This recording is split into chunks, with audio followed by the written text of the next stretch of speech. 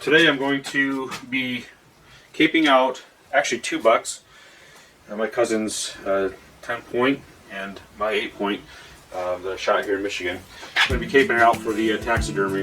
I'm doing a Euro mount on mine, but I'm going to cape it out because my cousin's going to use the cape for another buck that he shot. But the question is, well, why would I not do that? Why would I just not take it to the taxidermist and have them do it? But if you shoot a buck out of state, I live here in Michigan, if you shoot one in, say, Ohio or any other state for that matter, basically a taxidermist will not receive the buck if the brains are still in it. So if you want to get this deer mounted and you're out of state and you're going to come home and you need a way to transport that cape, it's good for you to know how to do it yourself, and that way you can bring the cape back and cut the skull off and bring the skull back, with the antlers. That way you're not bringing back the brains, and then they won't take it. So I'm gonna start out with mine first and save my cousin's after I do it a little bit more. It's not horrible. You just take your time, honestly, and if you take your time, you'll do it. You'll be just fine. I'm using a Havilon. They're razor sharp. I like them, and they cut pretty easily. If it starts to get dull, I've got replacement blades that I can just replace. But to me, it seems like that's one of the better knives out there for this type of thing. The other thing I have is I have a flathead screwdriver, which you'll see specifically around the bases of the antlers will come in pretty handy. So let's see how this goes. One of the first things you want to do when you're doing this is set this aside here. You need to measure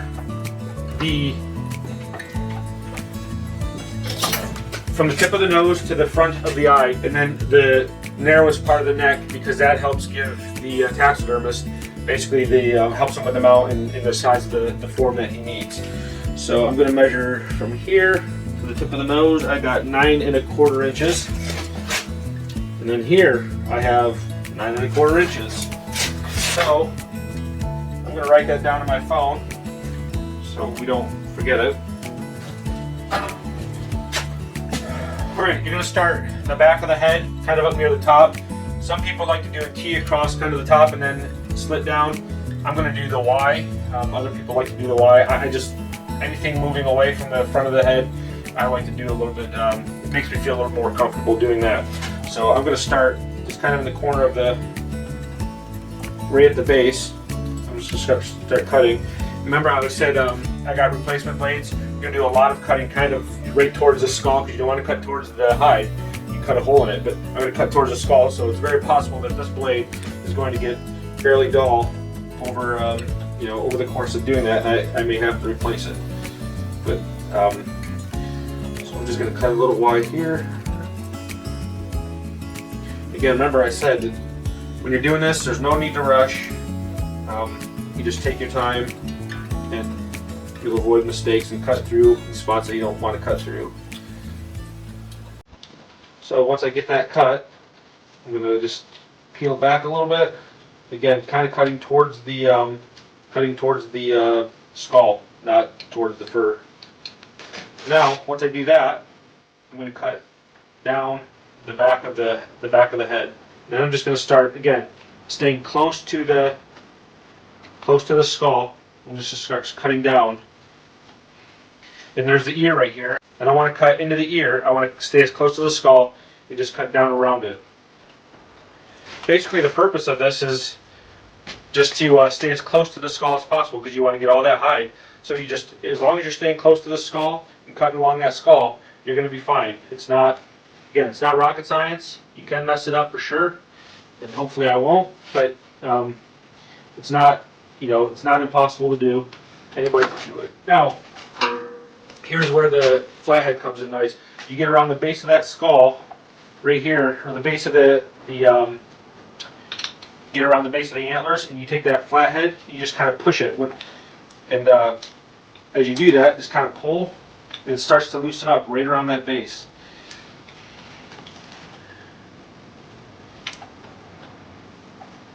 You just kind of pull with that screwdriver.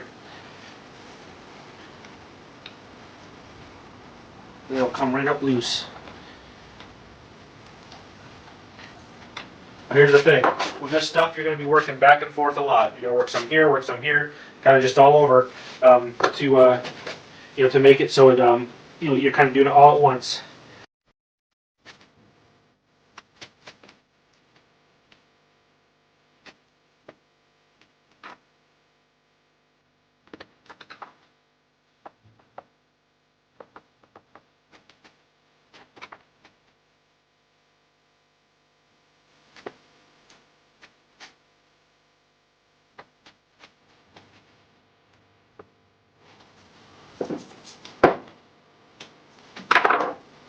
There we go.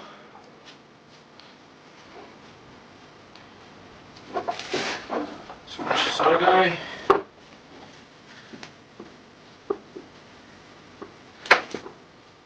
You're gonna be cutting up against that skull there. There, now I've cut around that whole bend around the ears. Now you can see how that's done. Now we just want to work it right down the side here.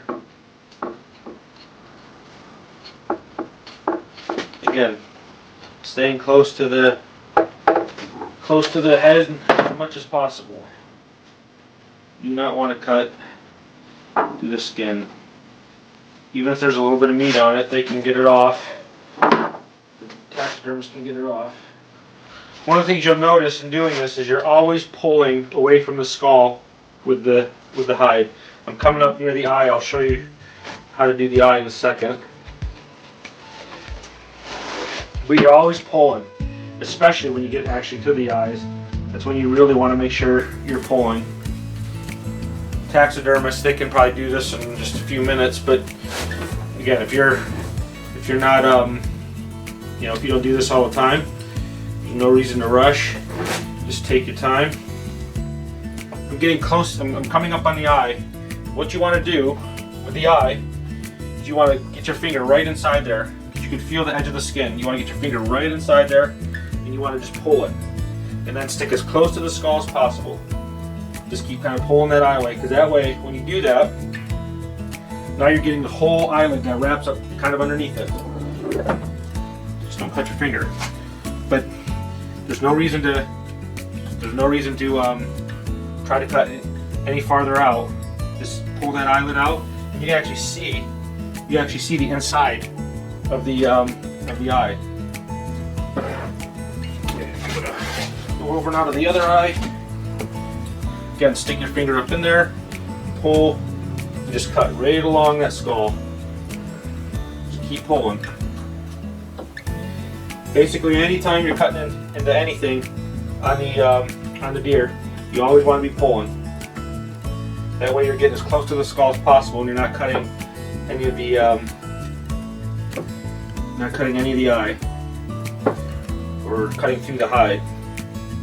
And little cuts. No reason to sit there and push it.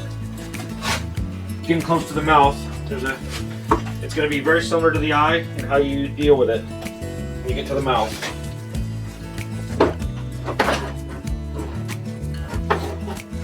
I'm going to tilt it up. I'm actually going to start now on the mouth. Instead of getting all the way down, I'm going to start the mouth and then work my way back.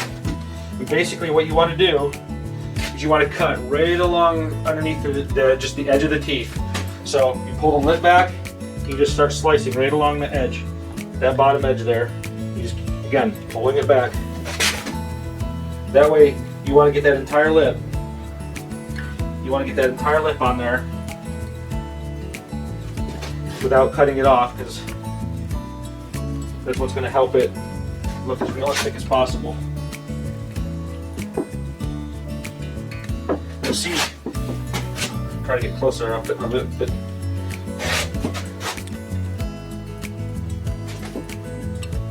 remember what I said about cutting the blade along the skull out? You can see how this lip, again, just like the eye, kind of curls up in. You got to pull that back. Or what's going to happen is you're going to be cutting off part of that skin, and then they're going to have a hard time wrapping it and hiding it. You don't want that. I'm right-handed. It's always easier to work.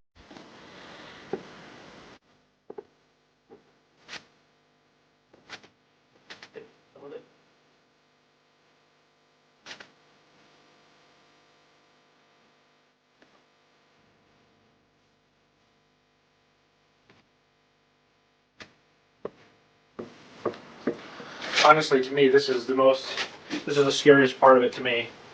Is just the eyes and the mouth right here. Again, if you take your time, you'll be fine, but there's something about it.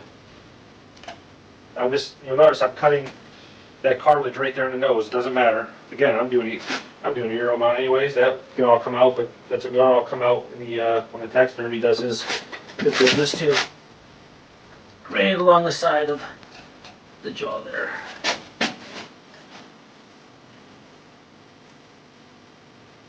I'll slowly work my way up.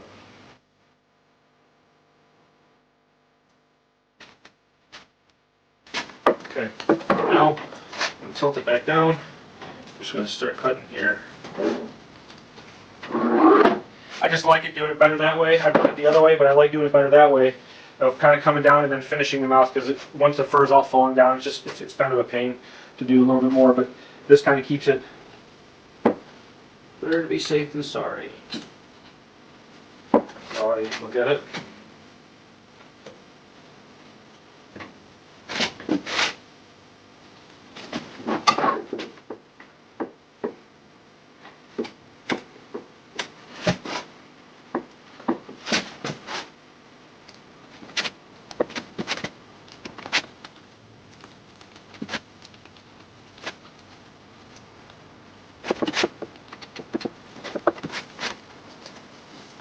Just about there.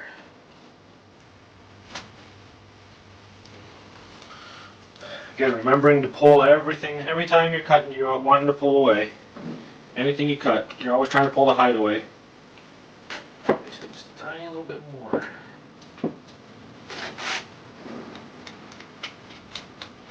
I'm definitely going to have to switch blades for the new one. I can feel this one getting dull. That's fine.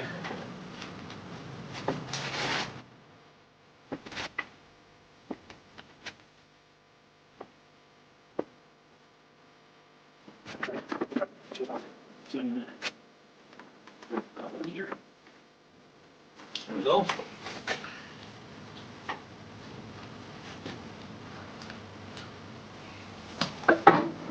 Voila! Did it.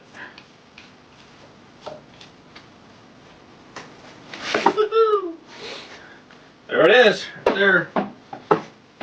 I'll take this guy home. Again, I'll do a Euro mount. I'll show you the video that I'll show you a video on that. I do a Euro mount. Now, when the taxidermist does this, he's going to take this guy and he'll just do what they do. My cousin goes to a taxidermist who's really phenomenal. Phenomenal taxidermist. Not cheap, but he's honestly as good as you've ever seen as far as quality. So I'm going to take this guy. I'm going to fold it back into itself. I'm going to roll it up. I end up going back in the bag. And Monday, I will take it to the I'll take it to the taxidermist. Put that baby back in the freezer.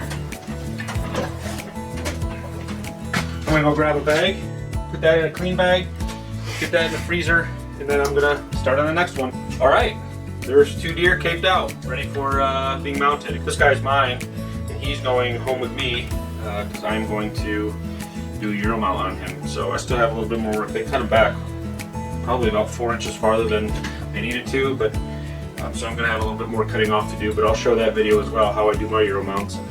And then this one, I'm going to cut the skull right about here, and then right about there.